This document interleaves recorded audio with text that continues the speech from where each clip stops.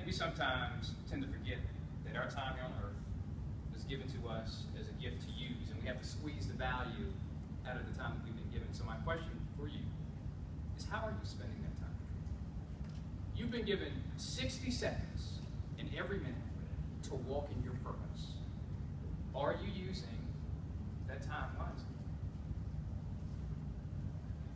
In 1990, when I was about 5 years old, my mom began using her time with crack cocaine.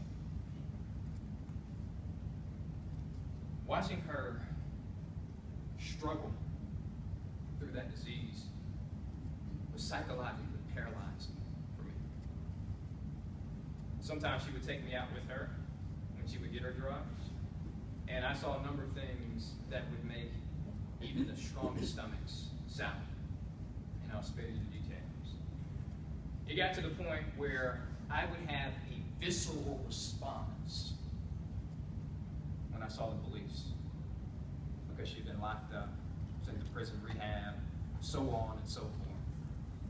And her drug abuse continued to spiral out of control year after year until she woke up one morning in 1998 and decided to break free from the chains of drug addiction, because she realized that crack was stopping her from moving forward and being a mother. And now she spends her time as an entrepreneur, running her own business, impacting the lives of other people.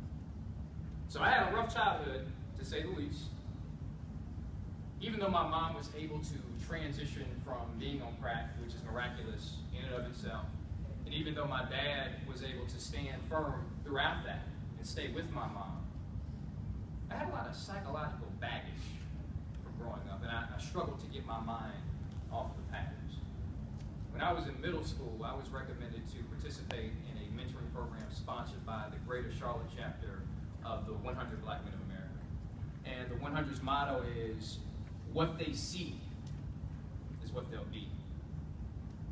By participating in their program, by seeing a number of successful black doctors, lawyers, bankers that looked like me, I began to see a future that was filled with potential and hope. And when I graduated from high school, the 100 gave me a scholarship to attend UNC. And so once I got on campus, I had this overwhelming urge to give back, but I wasn't quite sure what giving back would look like for me. And then I remembered a quote that I saw on a poster. It was in Cochran Middle School, where we used to have our Saturday academies. It had a picture of the late great Reverend Dr. Martin Luther King Jr. And there was a quote under it. Everybody can be great, because anybody can serve. That quote resonated with me. I looked it up and it continued. You don't have to have a college degree to serve. You don't have to make your subject or verb agree to serve. All you need is a heart filled with grace and a soul generated by love. So that became my commitment, service. My junior year at Carolina, I started a mentoring program based off of the 100's program and named it Movement of Youth. Movement of Youth works to transform the lives of middle and high school students through targeted programming and mentoring. But most importantly, we put students in an environment where they understand the importance of excellence. So let me ask you a question. Do you ever get excited about things that are average? Do you wake up and say, wow, this is a great day to be mediocre? Don't answer that question. But all jokes aside, for some people, mediocrity is the norm. They want to do as little as they possibly can and still get by. But our work with Movement of Youth is helping students to understand that you weren't created to be mediocre or average. You weren't created to do what everybody else is doing or to just get by. You were created to be a cut above, to stand out, and to be committed to excellence. And so that's what the work of Movement of Youth is all about and why it's so important. Now, we talked a little bit earlier about US 2020, this bold initiative and what we're trying to do. But US 2020 to me is really about faith. And I know we don't like to talk about faith in professional settings, but when I think about the work and when you're you're working with a young person, that work is really built on faith. It's built on the belief that this young person has been given a gift, a talent, a passion that they may not even know themselves.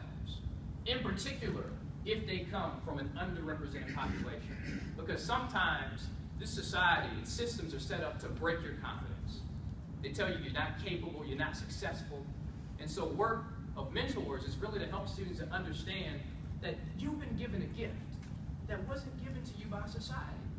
And so no matter where you've come from, no matter your background, no matter what types of mistakes you've made, you have a gift. And we have to help students to move forward and recognize what that gift is. A farmer went out to sow some seed.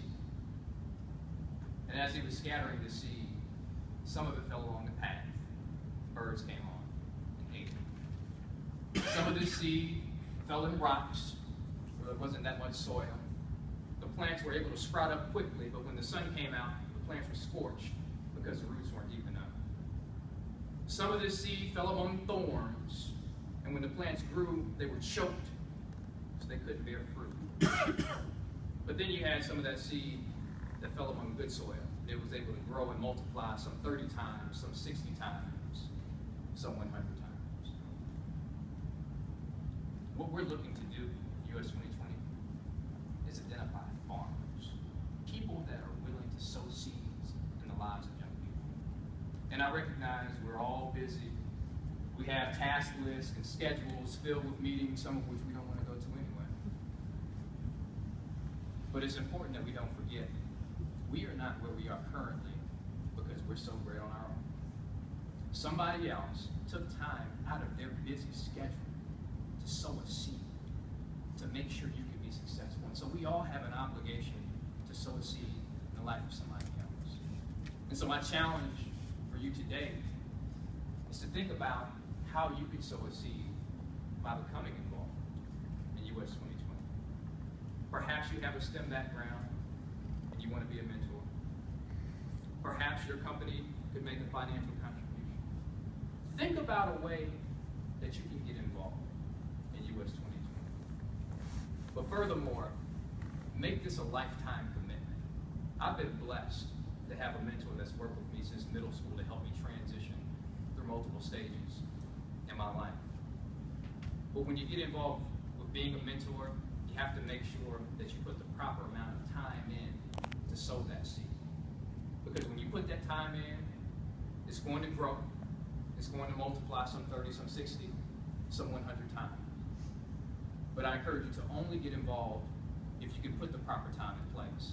Because I'm a firm believer, and research supports this, that bad mentoring is worse